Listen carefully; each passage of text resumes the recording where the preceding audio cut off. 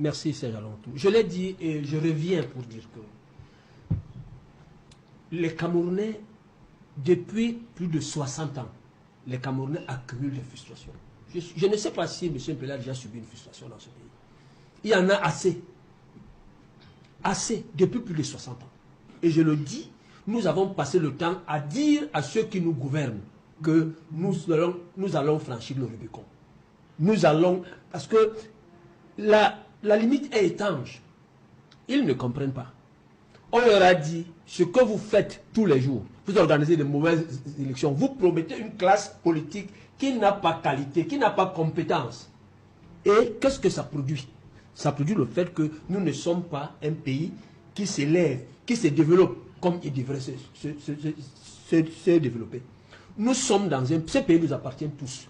Il y a une classe de privilégiés ici qui ne peuvent pas permettre que les frustrations n'existent pas. Elles ne peuvent pas ne pas. Ce n'est pas possible. C'est pas possible.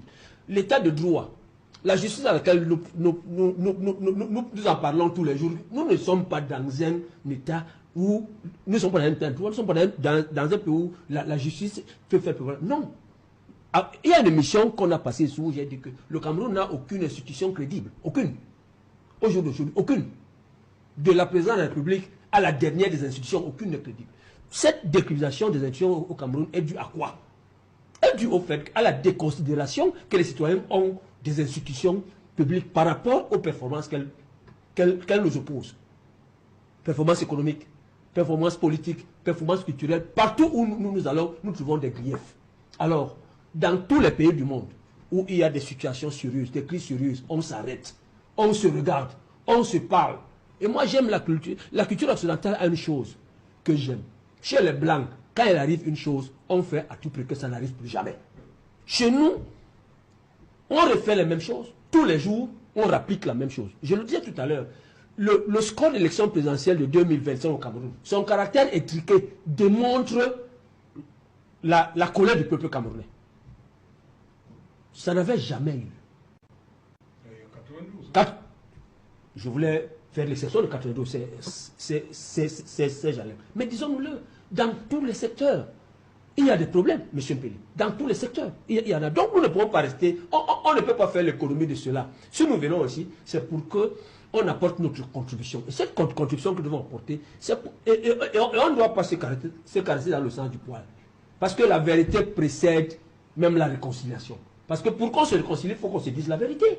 Il faut qu'on se dise que ce pays n'a jamais eu une élection sérieusement organisée. Qu'est-ce qui est compliqué? Moi, j'ai vu l'autre jour, j'ai vu vos reporters en Côte d'Ivoire. J'ai vu le bulletin le NUC en Côte d'Ivoire. Nous sommes un pays qui a des problèmes budgétaires.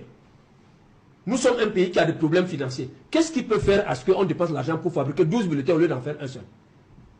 Un seul qui ferait quoi? Qui éradiquerait la corruption? Moi, j'ai suivi les élections à l'IDEA. Moi, j'ai vu des gens attendre, demander qu'on accorde des bulletins, on leur donne l'argent. Moi, j'ai vu ça.